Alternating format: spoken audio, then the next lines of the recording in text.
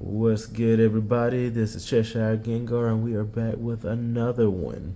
That's right, we went 4-1 and got first place in another locals. We took down um, the pre-release for the Duelist Nexus set.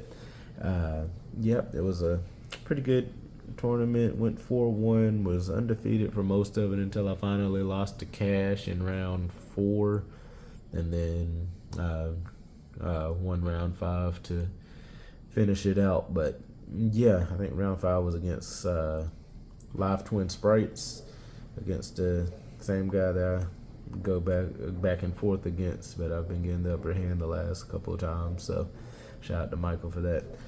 Yeah, we're gonna turn this into the Let's Go build. So I'm gonna actually take you through how to build it and not just give you a profile, but give you actual reasons behind the ratios. So for Blackwings, you are predicated on a lot of monster effects, a lot of summoning, and you can also get numerous normal summons off.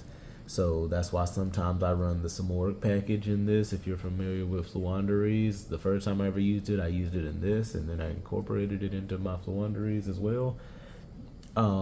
This worked really well because you're able to chain block that first normal summon off of the Simoon. Because sometimes you only open Simoon in another Blackwing, and if they ash that first search off of the Simoon, then you're pretty much screwed. So yeah. So I have a bunch of different builds, and for this one we did the Kali Yuga build, which is pretty standard as far as most Kali Yuga builds go, but we'll get right into it. So what you always want to start off with is your best starters. You want to have 3 Sudris and 3 Simoons. These being your best starter, both of them being pretty much 2-card combos. Sudri's okay by itself, but really you want like Sudri and Vada or Sudri and Whirlwind. And then, of course, you want Simoon and any other Blackwing monster. So, of course, we have the 3 Whirlwinds just because these 2 are full combo. This, and another Blackwing is ridiculous full combo. Like, Ash just is irrelevant at that point, even on the first normal summon. And then what you also want to run are the things that each card's going to search off your Whirlwind, with Whirlwind being such a staple in the deck, and this is the heart and soul of the deck and how the deck gains so much value. So for your starters, of course, your Simoon's going to get you the Whirlwind, and then you want the Sudri to be what you search off of the Simoon. In addition to that, Sudri's normal summon will get you the search off of itself and the search off of the Whirlwind. So the search off of itself has to be something that says Blackwing Dragon in it. So we want to play 3 Shamals, and we also want to play 2 of the Black Feather Whirlwind. In addition to that, we also play the Chinook, because sometimes you can just dump Harmattan off of the Vada and not have to dump the Chinook if you want to actually go ahead and use the Chinook, like when you're going second. And then there's some other cards that are pretty good to use your Sudri to search for, like the trap card. There's actually 2 trap cards you can search off of Sudri. And they're both pretty good, but the main Sudri searches are going to be these here. And then you only play the 2 Feather Whirlwinds because the first time you get the Feather Whirlwind, you want it to be off of Shamal's effect. And then on Sudri's second normal summon, you can grab the second copy if you want. Just be sure to not clog up your extra zones. So you've got your 6 starters, and then the things that they're going to search. These are all your search targets in the main deck outside of 3 Vada. So when you summon Sudri, you're going to use Sudri's effect to search Shamal, but you're going to use the Whirlwind to search less than 1400, which is going to be the Vada. And then the Vada is going to be able to get you into your blackwing dragon. Now that we're talking about Vada, you need what you're going to dump off of Vada. It has to send level 2 and level 4 with the way these levels work out, because Vada has to dump non-tuners from the deck so that him and the ones you dump all add up to 8, because you have to make Blackwing Dragon off of his effect. So what you usually do is you use him as a 2, so now you need to get to 6. You can either use the Chinook or the Harmattan as a level 2 non-tuner, and then you'll definitely want to dump the Zephyros.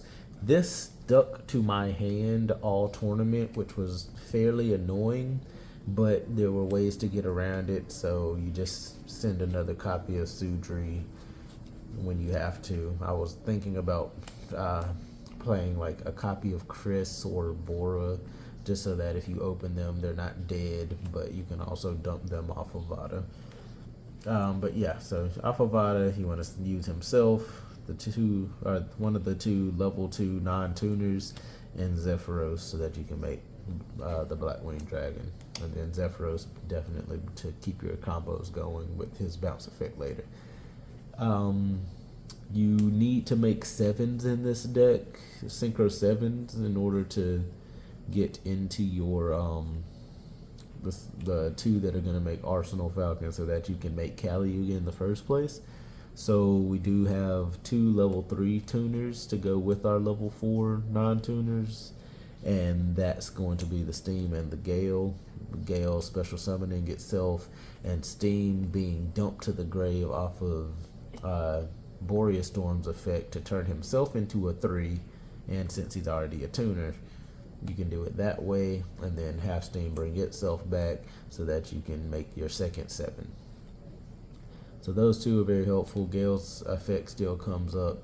Steam's effect to leave that token behind is very necessary, because what you're going to do is you're going to use Boreas Storm, dump this, turn himself into a 3, him and Zephyros make a 7, and then you're going to attribute something to bring back Steam. When you made the Boreas Storm, you should have also brought back the Zephyros with the Feather Storm.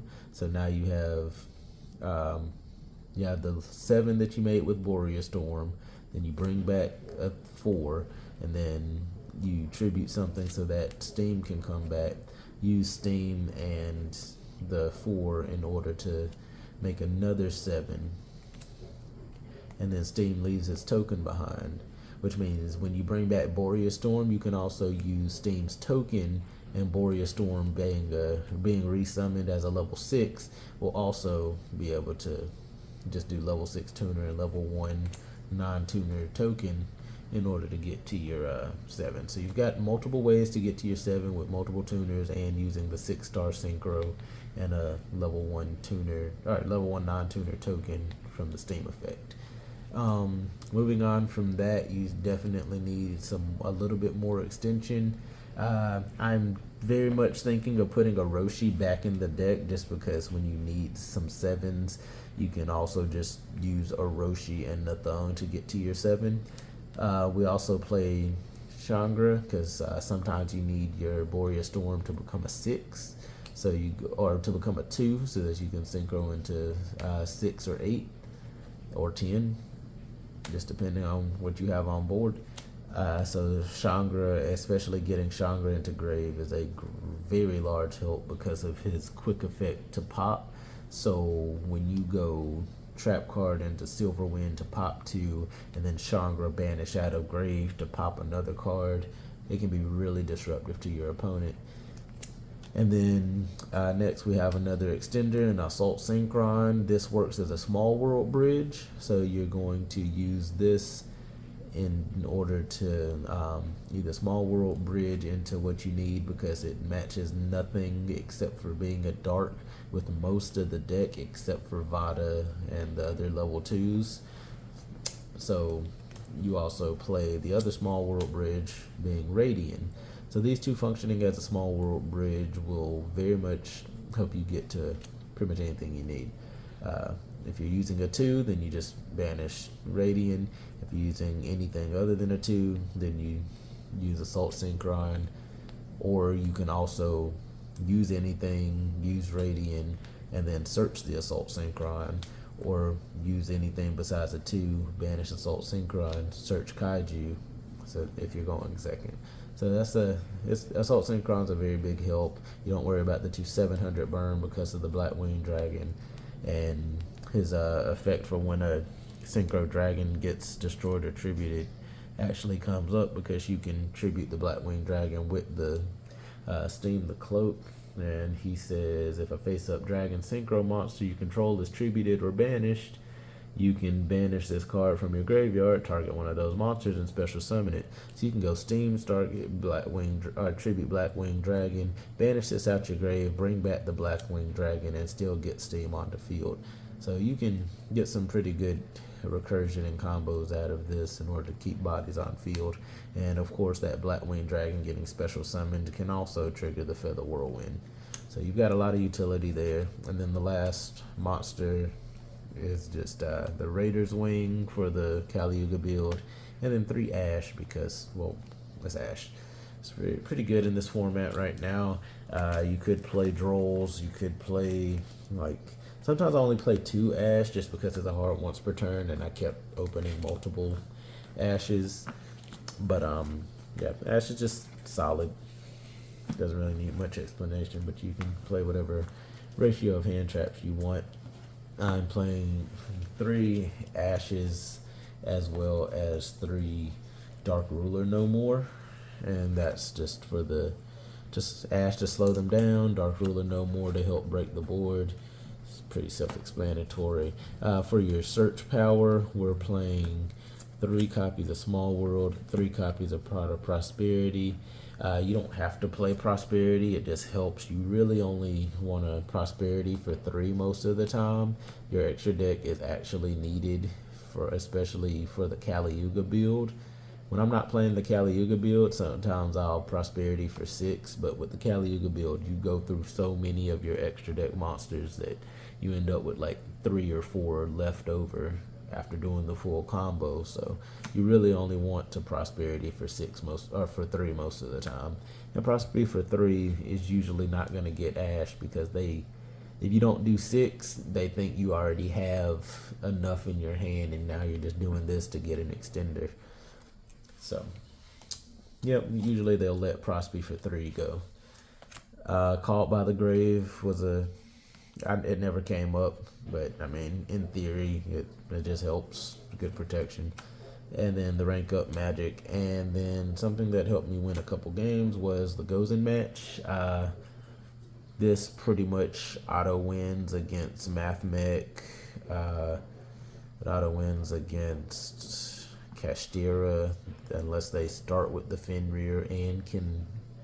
Yeah, they'll start with the Fenrir and then try to attack so that Fenrir's effect can negate this. So you want to keep the Chinook in hand or on field in order to negate their attempt to Fenrir to get rid of this. If you do that, they can't get rid of this, they're pretty much screwed. So, yeah, goes a match, really solid. Helped take down a couple of matches. Let's see. The extra deck is pretty straightforward. You go the King Kali Yuga himself, the Arsenal Falcon, the Rusty, and the Y-Strix, so that you have the Rusty to dump the Raider's Wing, set the rank up spell. I might put the other rank up spell back in it just because Y-Strix can also set that, but in order to do that, I'd have to play that rank up spell and a 4-Strix. I really like 4-Strix in this deck still. Like, a lot of people dropped it once we got the new support and didn't need to go into the rank 4 as much to get to this, to do all the extra steps to get to Kali Yuga. Now we can just make 7s easier. But yeah, I still like the 4-Strix, and I played it in my other builds that are on the channel. We've got the Assault Dragon, the Full Armor Master. Sometimes he gets outed. Watch out for Daruma Cannon. It will out him. since he's unaffected by the flip effect, and then it forces you as a player to send him to the graveyard. But that's why I hold the Boreas Storm and Blackwing Dragon in graveyard for next turn, just in case they do clear the full armor master. You just make these two and let the Black Feather Whirlwind bring back the full armor master. But most of the time I only make him when I know I'm going second, just because his effect actually comes in handy. And I play Oster in the side deck. Sometimes I'll take a Shamal out and play 2 Shamal, 1 Oster, just because they're both level 4 tuners, but Oster has his different utility. And then the Boreal Storm or Borreload Savage Dragon, you want to make after you've gotten rid of the Raid Raptor Wystrix or attributed the Rusty with your Steam effect, just depending on what order you need to do things, so that you can equip one with him in order to have that protection for your rank up spell, in order to make sure Kali Yuga is successful. Then we got the Draco Berserker of Tenyi and the Blackwing Dragon. Blackwing Dragon's very key combo piece. I'm thinking about playing 2 of them. I was about to, and then Diablosis got banned, so it was less likely that they were gonna look into your extra deck and take this. So you don't need to, but depending on the build you're playing, 2 might be necessary. We've got the Hawk Joe, just mostly for its revival effect and being a 7, but also his redirect effect, redirecting things that target him for attack or card effects to full armor master, is basically negating their thing. And then Rikery for the pops, as well as do some pops, get rid of him. Hawk Joe, bring him back. It's soft once per turn, so pop some more things. Boreas Storm and Nathung are MVPs. His Goyo Guardian effect when he runs things over was really helpful. I think that helped me win a game against Trap Tricks, because I took their level 4 their level 4 non-tuner out of their grave after he ran it over, and I used it with Shamal in order to make the Draco Berserker. So that helped me have an extra interruption on the field. And then Nathung is just MVP, clutch, burns for game. I got Nathung for game in time multiple times, because there were people who Runic players think that if they're going into time, they can just go in phase on that one that gives them 1,000 at the end phase, and they're gonna win the game. But then you go, now that they have a monster on the field, you go Nathung, burn them for 800.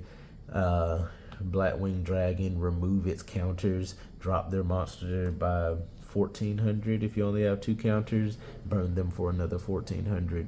So yeah, the burn damage in time is really good. It's twice now that I've beaten a Runic player in time by being able to do that to them when they tried to gain their 1,000 in turn or in time, but I got my got to my main phase and was able to burn them for even more damage. And then the last 2 are just Muddy Mud Dragon and Dragoons, which are usually just part of prosperity fodder, but sometimes they actually come up. Sometimes you make them, especially when you know that a certain deck can't out them, then you pretty much just run with it. Like all the Sky Striker stuff targets, so they can't afterburners this or whatever else, because it can't die by card effects and it can't be targeted. So yeah, it's pretty good against Sky Striker and some other matchups. So sometimes you actually do need to make it, but usually these 2 and Berserker are the 3 that I banish for prosperity if I open it. And that's pretty much it for the extra deck. The side deck, you've got all the tokens, Black Feather counters. Sometimes people are stickler for the rules and make you have to have the Black Feather counter. It's really annoying to get rule shortened on that, but we can move on it. Arqueba and Xyz Dragon is super clutch. So what he does is you use 2 4s to go into Raiders Knight, and then Raiders Knight detaches one of his materials to rank himself up by 1. So you rank up into Archrebellion Exceeds Dragon. So now you'll have this with this under it and the other material.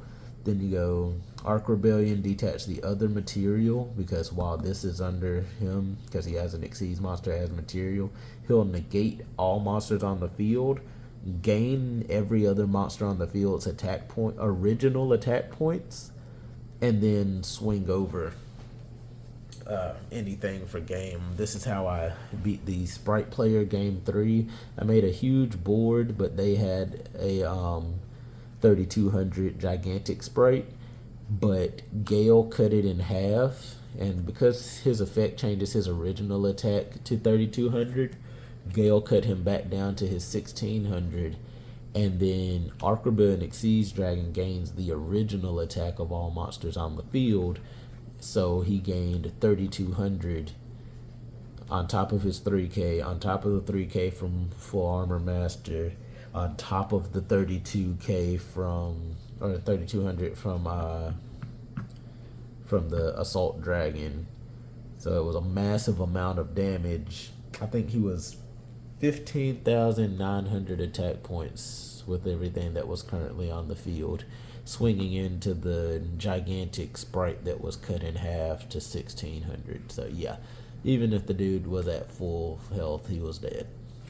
So Arc Rebellion Exceeds Dragons, really clutch for stealing games. That's why I try to keep him in the side deck as often as possible, because making Raiders Knights pretty easy, and then his own effect turns him into Arc Rebellion Exceeds Dragon. And in a upcoming build, I'm going to feature the new version, which is the Odd Eyes Rebellion Exceeds Dragon. The Exceeds Dragon part of their name is the important part. The rank up spell and Rusty, or not Rusty, Raiders Knight, they need them to be Exceeds Dragons. The rank up spell Phantom Force, I think it is, or whatever it's called, they can only make Phantom Knight, Raid Raptor, or Exceeds Dragon monsters. So this can only rank up into one of those 3, so Arc Rebellion works. And the one that banishes for cost to rank you up by that number that you banished, you banish 3, rank up 4 Strix into this. This thing is nuts. I'm about to incorporate this into a new build.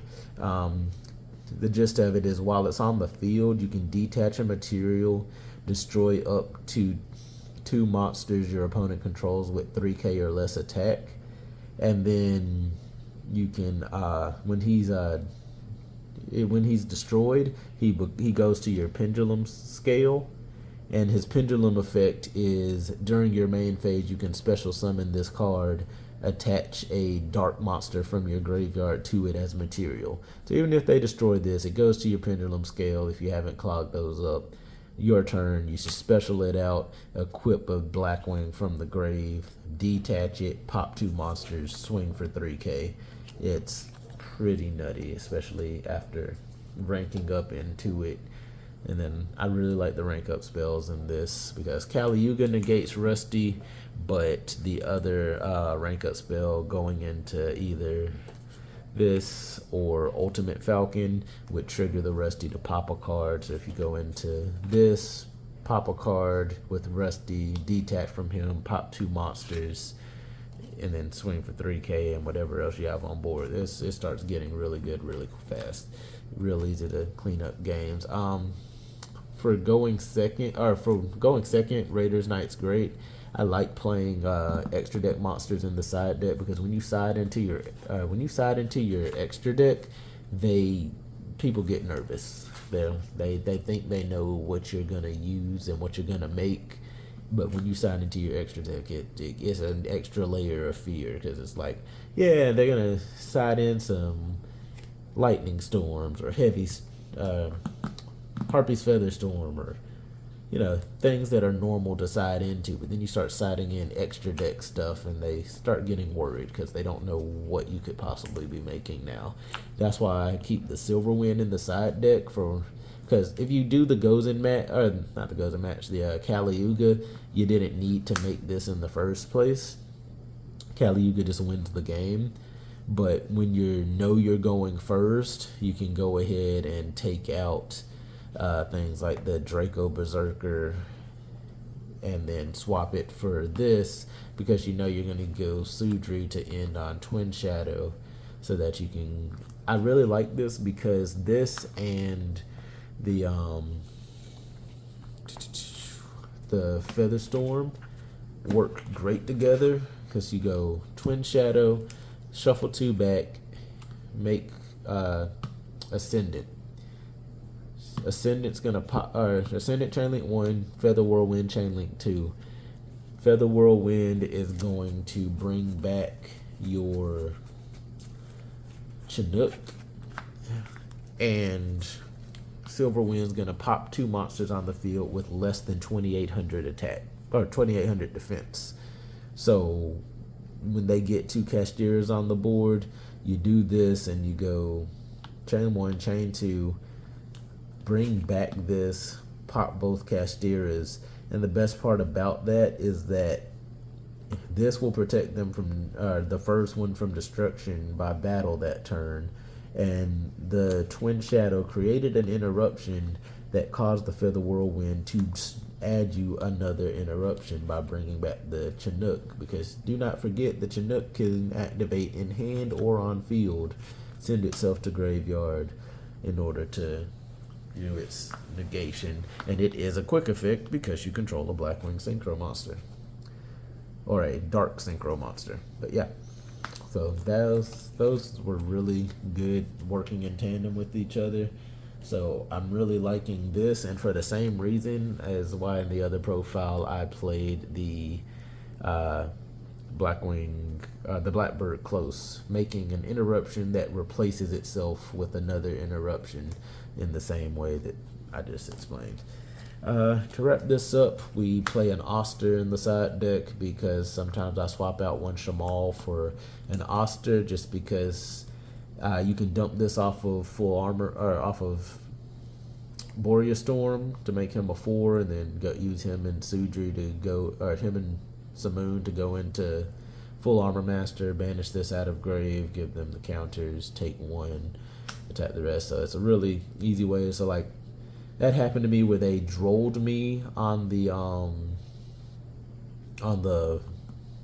Simoon's first normal summon after I grabbed the Sudri, and it was like, well, I had already opened Sudri, so instead of grabbing Sudri, I grabbed this. So instead of summoning Sudri, I was able to summon this, and then use this and Simoon, go into full armor master, banish this out of grave, grab the opponent's monster, swing over. Very good card. Played 2 Cyclones and 2 Lightning Storms just to clean up back row. I was expecting more Labyrinth than I actually saw. The Labyrinth were there, I just didn't play them. 2 evenly matches. You don't. 3 is fine, but I'm fine with 2 evenly matches just for the space, because going second, these 6 are pretty good. And honestly, evenly's good, but I'd also like to just kill them by battle. And there's not too many things that evenly outright destroys, or not too many decks that evenly just outright destroys in the meta right now that I was going up against, so I dropped it to 2. Then 2 Imperms in the side, as well as 2 of the EEV. This thing probably getting banned soon, because it's been the reason for the person who won numerous big tournaments towards the end of this last Yu-Gi-Oh year to actually win their matches on stream. So this is probably getting banned because of all of that. So, yep.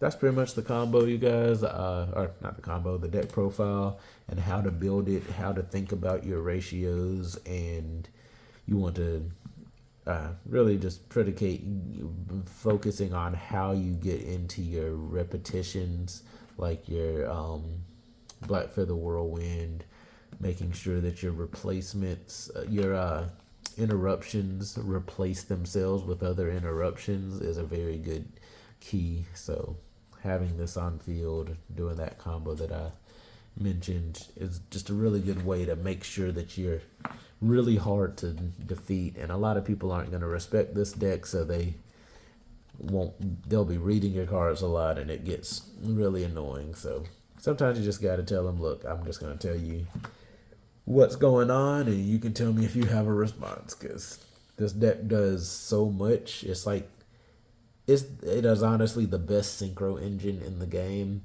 because there's pretty much nothing you can't go into.